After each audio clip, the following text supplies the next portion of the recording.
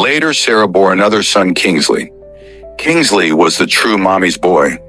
He was the one who, from the shadows, saw the darker side of Joseph's nature, the man who would unleash violent abuse on Sarah, his own wife. Every time Joseph's fury erupted, it was Kingsley who would jump to his mother's defense, shielding her from the worst. But despite the scars and bruises Sarah bore in silence, her pain deepened.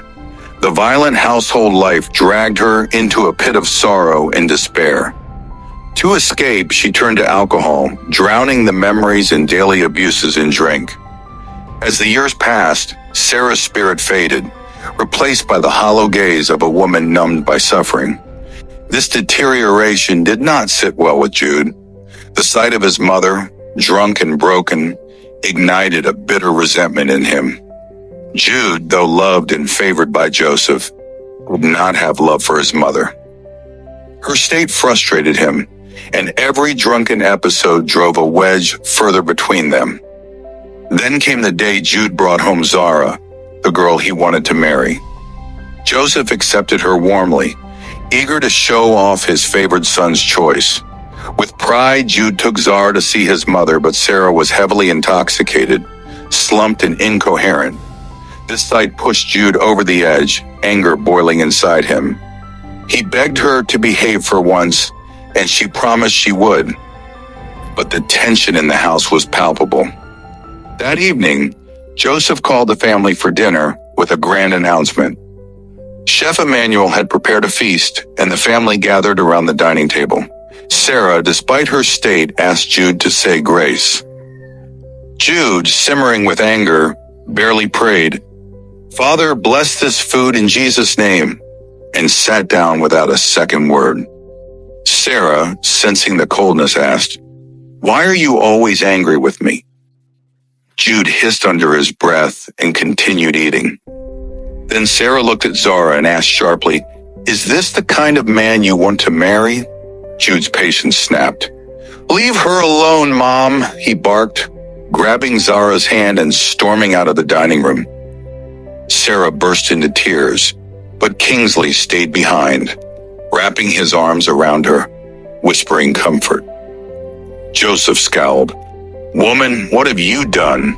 Embarrassing us in front of our guests?" Sarah whispers, "Joseph, what was the announcement?" But he left the room in disgust. Kingsley stayed by his mother's side, the only one showing her kindness in the room. Days later, Joseph called a family meeting. The air was thick with tension. "My family," Joseph began with cold authority, "I am running for governor of our state." Sarah laughed a bitter, hollow laugh. "You? A monster hiding behind a mask, coming to govern? That's a joke." Joseph's face darkened. "Woman, keep quiet or I'll shut your mouth for you," he snapped.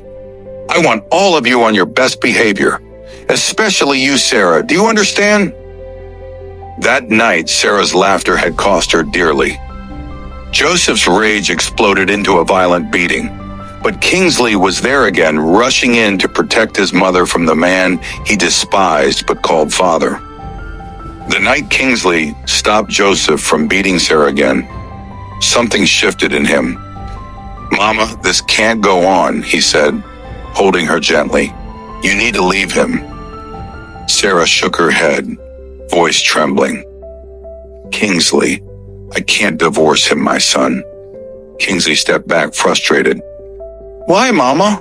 Why are you still choosing pain?" She looked away. "I have money, a business. My real estate company in Lagos is doing well. I'll take care of you. Let's just walk away." Sarah fell into silence. But that night, something cracked inside her. She whispered, "All right, I'll divorce him." Kingsley hugged her tight, relief flooding him. The next morning, Sarah walked up to Joseph, her voice surprisingly calm. "I want a divorce." Joseph laughed, a dark, mocking sound. "You think you can walk out of here without consequences? I'm tired of this misery." Joseph's smile disappeared. "Then I'll tell the world. Should I start with your sons?" Sarah froze. "Shut up, Sarah," Joseph growled. "We have a campaign to run.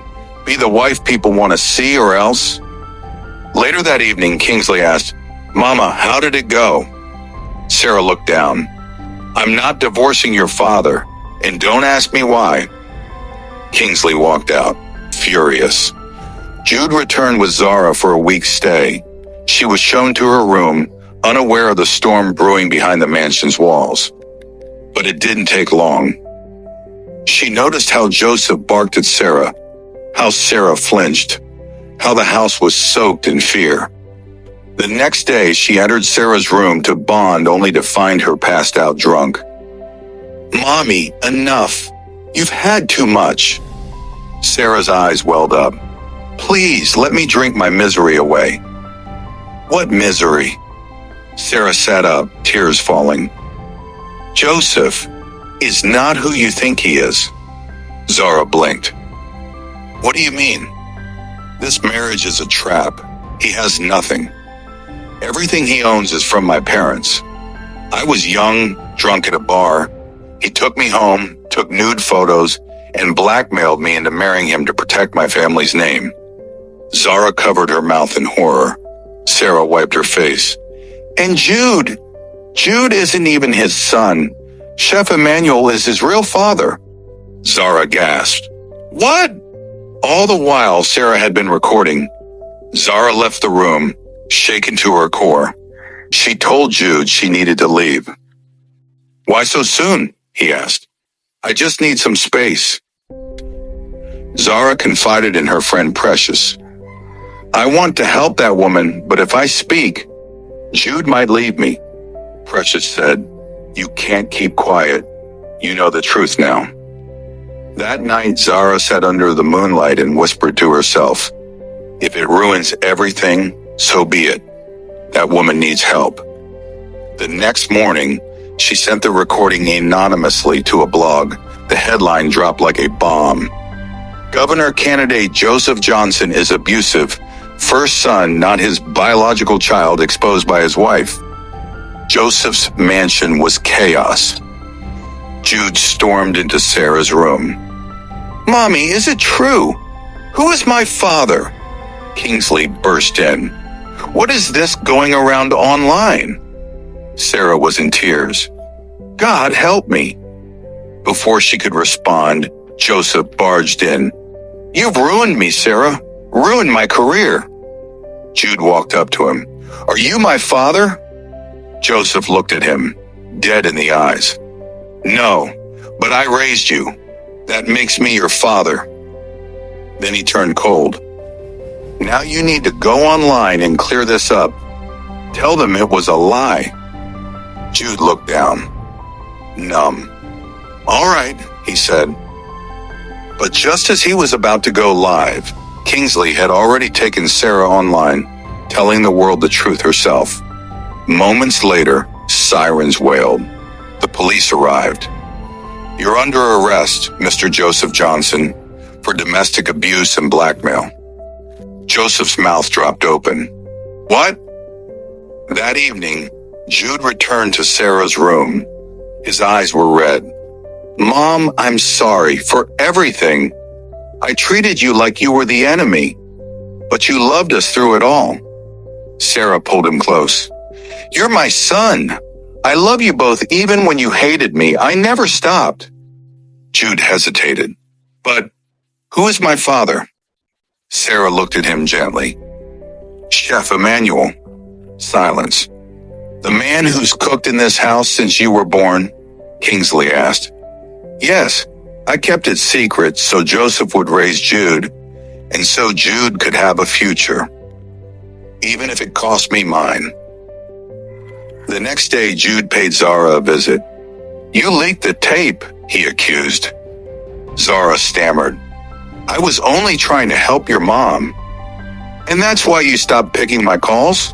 Jude asked, appearing behind him. Zara nodded. "I thought you'd leave me." But Jude smiled gently. "You saved my mom. You gave me the truth. Thank you, Zara. I love you and I always will."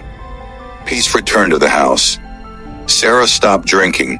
She reclaimed her father's business and removed every trace of Joseph from her life legally, emotionally, spiritually. Kingsley expanded his real estate company and built Sarah a new home, bright, free, safe. Jude, now a man with truth in his heart, left politics for a while to rediscover who he really was. And Sarah, she was finally free. If you enjoyed this video, please like and subscribe to Tales by MSK to hear more captivating stories. Don't miss out.